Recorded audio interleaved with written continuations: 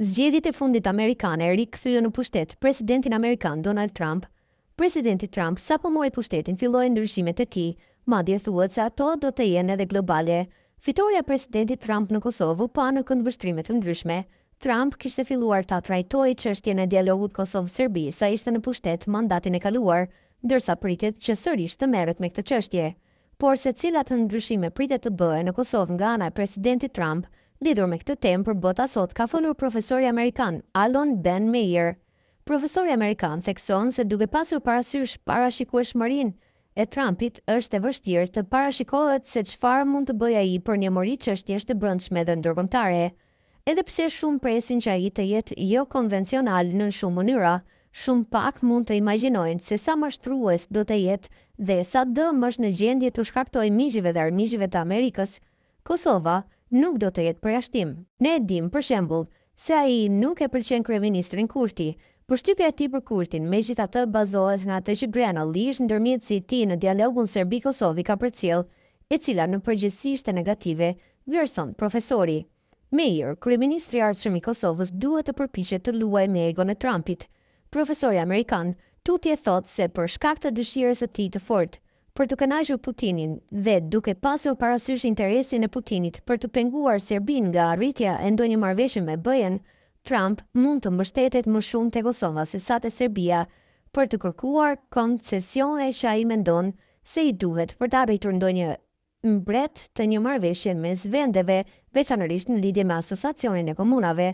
Për më tepër për shkak të neverisë së tij ndaj BE-s dhe NATO-s, ai mund të kërcenojë të tërheqë forcat e KFOR-it ose të ndërpresë tërësisht ose pjesërisht mbështetjen financiare të SBA-s për Kosovën, thot ai. Po ashtu ai bën thirrje për kryeministrin e ri të Kosovës se duhet të theksojë miqësinë me SBA-n dhe Trump. Kryeministri i ardhshëm i Kosovës duhet të përpiqet të luajë me egon e Trumpit dhe të theksojë miqësinë dhe vlerësimin e Kosovës për të gjithë sigurinë financiare dhe sigurinë që SBA-i ka ofruar Kosovës që nga fillimi i saj. Për më tepër, ai ose ajo duhet të demonstrojë një gatishmëri për të bashkëpunuar plotësisht me ndërmjetësuesin e ri të SBA-s, sapo të emërohet, vlerëson ai. Bexheti nuk duhet shumë të kërkojnë fakte bindëse se a ka interes për ndryshimin e Kosovës pasi që ndihmën financiare në vlerën më të madhe dhe se vendet e tjera do janë ndaj Kosovës.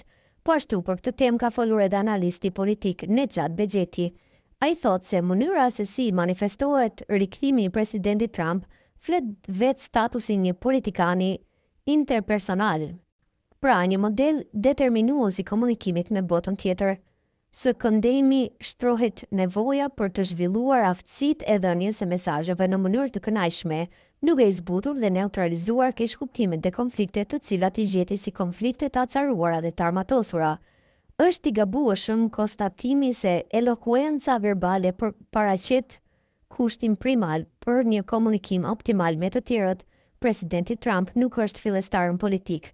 Ai qysh në mandatin e kaluar referonte ideologji antiluftarake, por nuk arriti që të implementojë. Me ngadhnimin e mandatit të dytë presidencial, menjëherë i shfaqi publikisht aspiratat për një rend të ri global. Edhe atë akoma pa e marrë mandatin si president, thekson Bexheti. Ai thot se siç vërihet se presidenti Trump ka vizione për ndryshimin e rendit global, sepse filloi të ashtri politikën jashtë territorit të Shteteve të Bashkuara të Amerikës.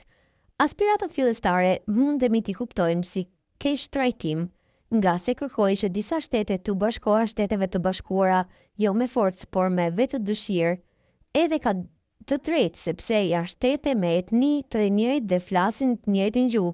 Ndoshta ky ka qenë imperativi presidentit Trump, po ashtu edhe disa shtete u atërhoqi vëmendjen që të përmbahen nga politikat acaruese në vendet fqinje, thot ai.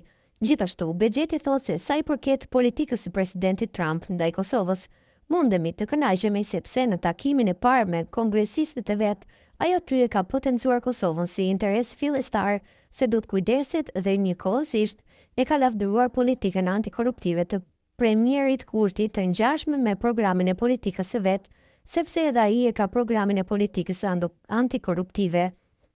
Nuk duhet shumë të kërkojnë fakte binduese se A ka interes për ndryshimin e Kosovës pasi që ndihma financiare në vlerën më të madhe se vendet e tjera do ja ndaj Kosovës dhe ndihmat e tjera në ndërtimin e fabrikave për municione dhe armë do ta ndryshojnë ekonominë nacionale të Kosovës. Kryesori është se Kosova është agjend me prioritet në politikën globale të presidentit Trump, po ashtu së shpejti do të dëgjojmë se territori i Kosovës do të garantohet nga SHBAT. Fakt tjetër është se dislokimi i bazave ushtarake në pre-Europë do të zhvendosen pikërisht në Kosovë dhe Shqipëri. Pra ndryshimi kryesor i Kosovës do të jetë në sferën ushtarake dhe prodhimtaria e armëve si industri ekonomike. Kjo do të zhvillojë indirekt edhe degët e tjera të ekonomisë kosovare. Nuk kaluan shumë kohë që këto të mira për Kosovën do të publikohen nga administrata e presidentit Trump, thekson Bexheti për bota sot.